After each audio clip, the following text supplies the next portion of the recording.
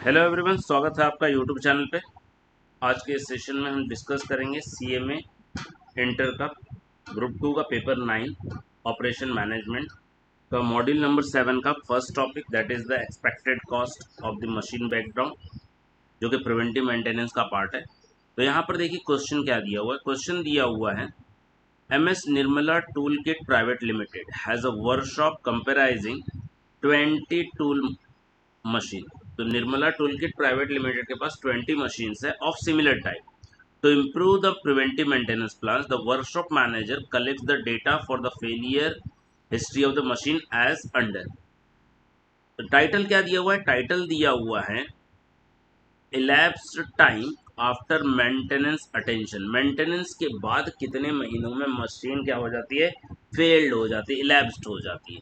तो 1 मंथ में elapse हो जाए, इस बात की जो प्रोबेबिलिटी है वो है 0.20। 2 मंथ में इलेप्स्ड हो जाए, इस बात की प्रोबेबिलिटी 0.5। तो इस तरह से 6 मंथ में इलेप्स्ड हो जाए, इस बात की प्रोबेबिलिटी 0.20। तो मतलब पूरे 6 मंथ का जो 6 मंथ में इलेप्स हो जाए मेंटेनेंस अटेंशन के बाद, उसका पूरा प्रोबेबिलिस्टिक डेटा या प्रोबेबिलिटी डिस्ट्रीब्यूशन यहाँ पर दिया हुआ।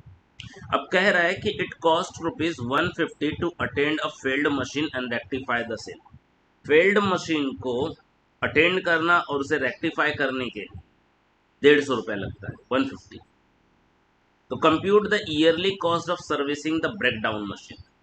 ब्रेकडाउन मशीन की सर्विसिंग की ईयरली कॉस्ट क्या होगी, ये आपको पता करना। तो यहाँ पर ध्यान दें, यहाँ पर जो डेटा हमें दिया हुआ है वो प्रोबेबिलिटी डिस्ट्रीब्यूशन दिया हुआ है। तो जब भी इस तरह का सम आएगा तो सबसे पहले हमारे पास एक फिगर होनी चाहिए कि हमें पता होना चाहिए कि इतने मंथ के बाद मशीन फेल हो जाती है। यहाँ पर तो अलग अलग पैटर्न वाइज दिया हुआ है। 1 मंथ में फेल हो जाए 20% चांसेस है, 2 मंथ में फेल हो जाए 15% चांसेस है, 5 मंथ पे फेल हो जाए 15% चांसेस है, 6 मंथ में फेल हो जाए 20%। तो इस तरह का डेटा का यूज करके हम फाइंड नहीं कर सकते ईयरली कॉस्ट, हमें एक एवरेज वैल्यू चाहिए। तो जब भी हमारा प्रोबेबिलिटी डिस्ट्रीब्यूशन, जैसे हमने फ्रीक्वेंसी डिस्ट्रीब्यूशन पढ़ी फाउंडेशन में मैथमेटिक्स स्टैटिस्टिक्स में, तो जब हमें एक एवरेज वैल्यू चाहिए होती है फ्रीक्वेंसी डिस्ट्रीब्यूशन के लिए, हम मीन निकालते हैं। तो ऐसे अगर प्रोबेबिलिटी डिस्ट्रीब्यूशन के लिए, किसके लिए? Probability distribution. अभी जो डेटा दिया हुआ है आपका वो है प्रोबेबिलिटी डिस्ट्रीब्यूशन। अगर प्रोबेबिलिटी डिस्ट्रीब्यूशन के लिए अगर हमें मीन निकालना है तो हमें एक्सपेक्टेड वैल्यू निकालनी होती है, ई ऑफ एक्स। तो ई ऑफ एक्स क्या होता है? ये होता है summation of x into P of x. अगर यहां पर आप डेटा ध्यान से देखेंगे तो प्रोबेबिलिटी किसकी दी हुई है? प्रोबेबिलिटी दी है ellipse time after maintenance attention. Maintenance के कितने महीने बाद मशीन क्या हो जाती है? फेल हो जाती है। अगर मैं एक्सपेक्टेड वैल्यू निकालूं तो मुझे ये पता चल जाएगा कि मशीन एवरेज कितने टाइम के बाद फेल हो जाती है, कितने महीनों के बाद। क्योंकि ये जो आंसर, ये जो डेटा दिया हुआ हमें मंथ में दिया हुआ, तो कितने महीनों के बाद मशीन क्या हो जाती है? फेल हो जाती है, मुझे ये पता चल जाएगा। तो चलिए इसकी हम क्या करते हैं, एक्सपेक्टेड वैल्यू निकालते हैं। ये प्रोबेबिलिटी 0.15 है। जैसे इसको मैं नोट कर लेता हूँ, ये रफ हो गया आई थिंक। तो ये आपकी प्रोबेबिलिटी ऑफ फेलियर है, तो इसको पी ऑफ एक्स लिख दिया, और ये हमारा एक्स। अब इन दोनों को मल्टीप्लाई करना स्टार्ट करते हैं। अगर इन दोनों को अगर हम मल्टीप्लाई करना स्टार्ट करें तो क्या वैल्यू मिलेगी? 1 इंटू 0.20, 0.20, 2 इंटू 0.15, 0.30, 3 इंटू 0.15,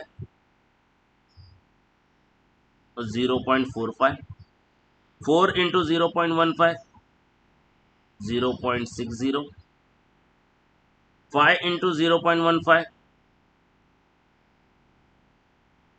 0.75, और ये फाइनल क्या आ जाएगा? 1.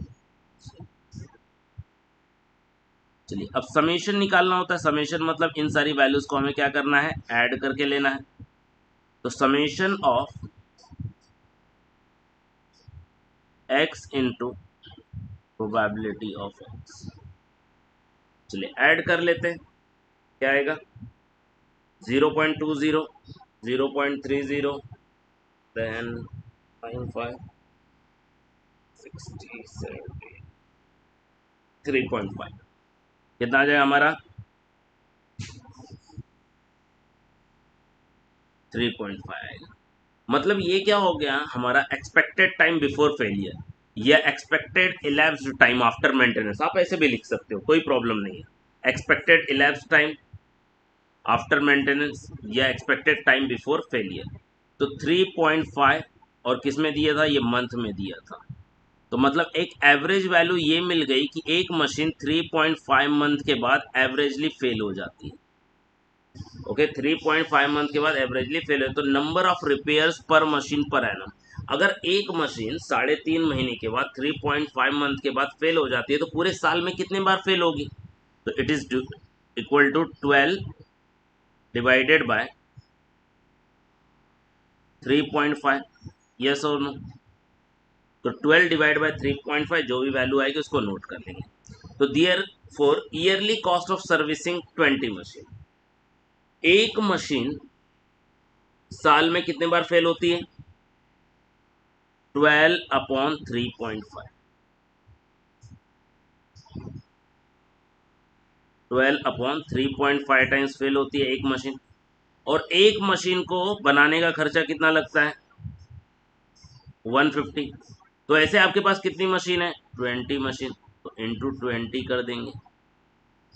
अगर ये पूरा कैलकुलेशन अगर आप परफॉर्म करें तो कितना मिलेगा, 12 divide by 3.5 what ever comes into 150 into what ever comes 20, तो कितना था 10285.71, जिसको हम नियरली कितना कर सकते हैं, 10286 कर सकते हैं, राउंड फिगर कर। तो therefore yearly cost of servicing a breakdown machine is ₹10,286।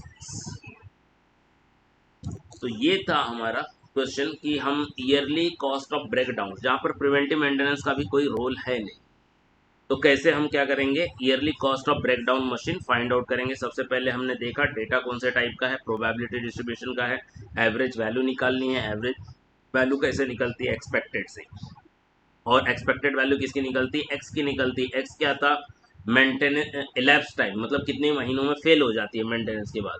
तो एवरेज वैल्यू मिली 3.5 मंथ, 3.5 मंथ के बाद मशीन फेल हो जाती है। अगर मशीन 3.5 मंथ के बाद फेल होती है तो पूरे साल में कितनी बार फेल होगी वो हमने निकाला। एक साल का, क्योंकि ईयरली कॉस्ट निकालना है ना, तो एक साल में कितनी बार फेल होती है वो हमने देख लिया। अब एक साल में कितनी बार फेल हुई वो मिल गया। अब एक बार बनाने का खर्चा कितना आता है, 150, तो पूरे साल में जितनी बार फेल हुई है उनटू मल्टीप्लाई 150।